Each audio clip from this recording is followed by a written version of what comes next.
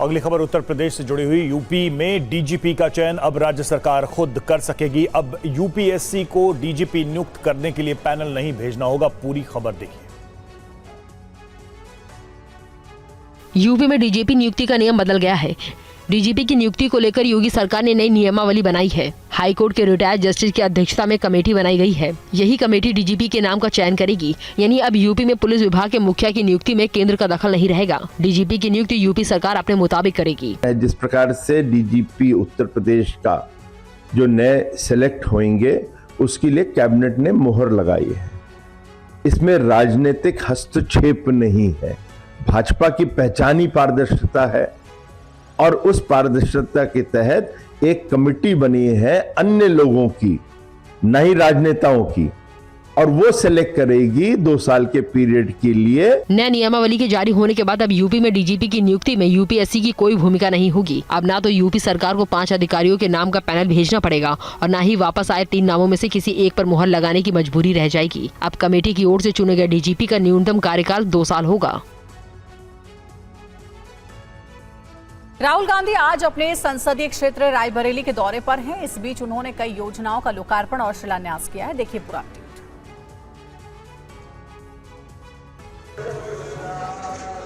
तस्वीरें रायबरेली के बड़छावा इलाके की है। राहुल गांधी आज अपने संसदीय क्षेत्र रायबरेली के दौरे पर है। लोकसभा चुनाव के बाद राहुल गांधी का अपने संसदीय क्षेत्र रायबरेली में 3रा और यूपी का 5वां दौरा है। आज राहुल गांधी ने अपने दौरे की शुरुआत हनुमान मंदिर में पूजा अर्चना के साथ की। उन्होंने पिपलेश्वर के हनुमान मंदिर में दर्शन पूजन किया।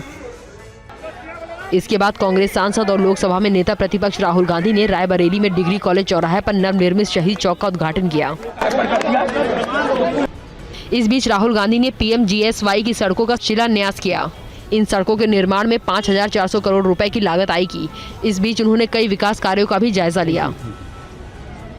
रायबरेली से राहुल गांधी ने दिशा समिति की बैठक की।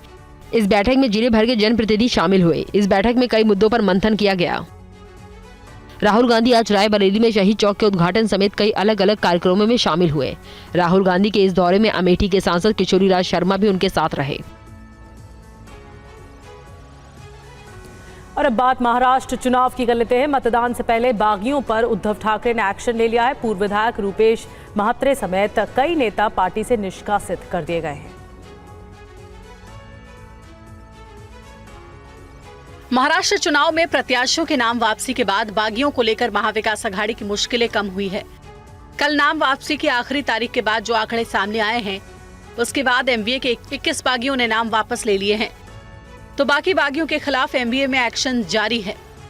चुनाव से पहले बागियों के खिलाफ शिवसेना यूबीटी ने भी कार्रवाई की है। पूर्व विधायक रूपेश महात्रे समेत कई बागी नेता पार्टी से निष्कासित किए गए हैं। उद्धव ठाकरे ने विश्वास न देकर चंद्रकांत घुगुल को भी पार्टी से निकाल दिया है। प्रसाद ठाकरे को भी शिवसेना यूबीटी से बाहर का रास्ता दिखाया गया है। पार्टी विरोधी गतिविधियों के चलते इन नेताओं के खिलाफ कार्रवाई हुई है। वहीं शिवसेना यूबीटी ने बागियों के खिलाफ जारी कार्रवाई के बीच निष्पक्ष चुनाव नहीं होने की आशंका भी जताई। संजय राउत ने कहा है कि ईवीएम की वजह से आज भी निष्पक्ष चुनाव होने पर संदेह है। आज अमेरिका में चुनाव हो रहा है, वो बैलेट पेपर पर हो रहा है, लेकिन हिंदुस्तान में ईवीएम के ऊपर आज भी लोगों के मन में संदेह है। तो कैसे आप निष्पक्ष चुनाव की बात कर सकते हो?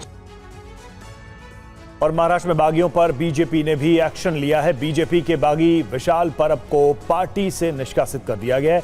इन सब के बीच डिप्टी सीएम फडणवीस ने एक बार फिर महायुति की जीत का दावा किया है।